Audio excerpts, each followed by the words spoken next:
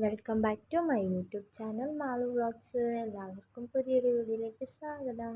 അപ്പോൾ പുതുവർഷത്തിൽ എനിക്ക് ഒരു കല്യാണം ഉണ്ടായിരുന്നു. അപ്പോൾ ഇത് കഴിഞ്ഞ വർഷം ഡിസംബർ 28 ആയിരുന്നു എൻ്റെ കൂട്ടുകാരുടെ എൻഗേജ്മെൻറ്റ്. അപ്പോൾ അതിന് പോയ വീഡിയോയും കൂടി ഇതിലോട്ട് ഞാൻ ആഡ് ചെയ്തിട്ടുണ്ട്. അപ്പം ഞാൻ പഠിച്ച സ്കൂളിൻ്റെ അവിടെയുള്ള പള്ളിയിലാണ് എൻഗേജ്മെൻറ്റ് നടത്തുന്നത്. ചേട്ടായുടെ ഫ്രണ്ടാണ് കെട്ടാൻ പോകുന്ന ചേട്ടൻ. അവൾ എൻ്റെ കൂട്ടുകാരിയാണ്.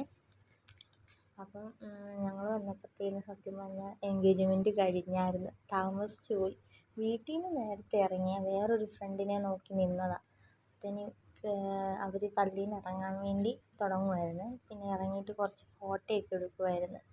കുഞ്ഞിച്ചെറുക്കനാണെങ്കിൽ എൻ്റെ തോളെ കിടന്ന് ഉറങ്ങിപ്പോയി. ഇവരെ രണ്ടുപേരെയും കൊണ്ടുവന്നത് കൊണ്ട് ഞാൻ അനിയനെയും കൂട്ടിക്കൊണ്ടാണ് വന്നത്. പിന്നെ കൂട്ടുകാരിമാർ ഒറ്റയ്ക്ക് ഇരുത്താൻ പാടില്ലല്ലോ, അതുകൊണ്ട് അന്നയും ചെറുക്കാപ്പിന് കല്യാണത്തിന് കൊണ്ടുവന്നു.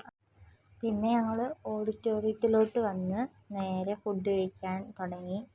ആദ്യം നൂലപ്പവും കട്ട്ലേറ്റ് സൺഗ്ലാസുമായിരുന്നു, അത് കഴിച്ച്. പിന്നെ ചോറും ബീഫ് മീൻകറി അങ്ങനെ കഴിച്ച്. പിന്നെ മുട്ടുമുട്ടുള്ള ഐസ്ക്രീം കഴിച്ചു ഞാൻ.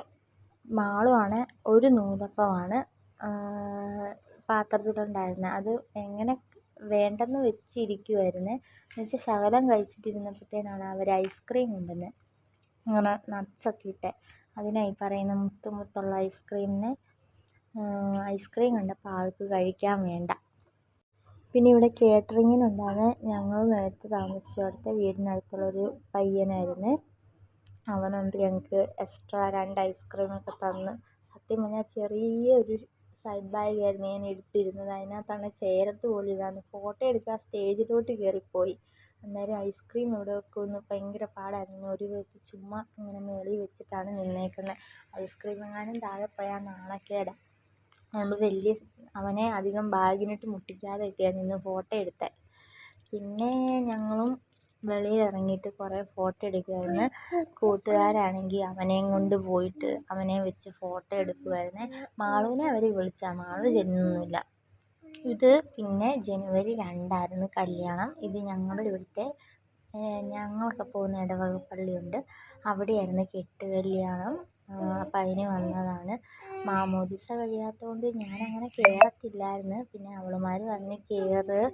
അങ്ങനെ ഞാൻ അകത്ത് കയറി. കെട്ടെല്ലാം കണ്ട്. കുർബാന ഉണ്ടായിരുന്നു, കുർബാനയോട് കൂടിയായിരുന്നു.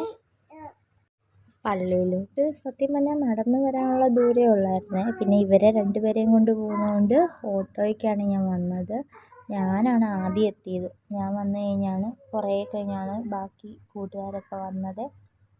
പിന്നെ ഇവർക്ക് വേണ്ടി ഞാൻ കഴിക്കാൻ ബിസ്ക്കറ്റ് എടുത്തായിരുന്നു. എനിക്കറിയാം മാളുവിന് ഇവിടെ വരുമ്പോൾ ഒരു ചോദ്യം ഉള്ളതാണ്.